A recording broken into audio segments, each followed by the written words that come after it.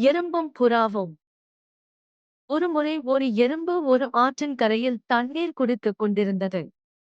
திடீரென்று அது தண்ணீரில் விழுந்தது.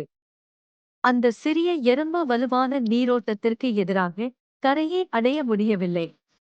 ஆற்றங்கரைக்கு அருகிலுள்ள ஒரு மரத்தில் அமர்ந்திருந்த ஒரு புறா தண்ணீரில் போராடும் எறும்பைக் கண்டது. அந்த புறா மரத்திலிருந்து ஒரு இலையை பறித்து எறும்பு இருந்த இடத்தில் தண்ணீரில் போட்டது. எறும்பு இலையில் ஏறி ஆற்றங்கரையில் பாதுகாப்பாக மிதந்தது.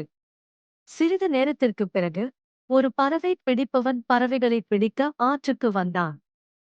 அவன் ஒரு வலையை விரித்து வலையில் கிளைகளையும் தானியங்களையும் பரப்பத் தொடங்கினான். எறும்பு பறவை பிடிப்பவனைப் பார்த்து அவனது நோக்கத்தை புரிந்து கொண்டது. அவன் பறவை பிடிப்பவனிடம் ஊர்ந்து சென்று அவனது காலில் கடித்தது.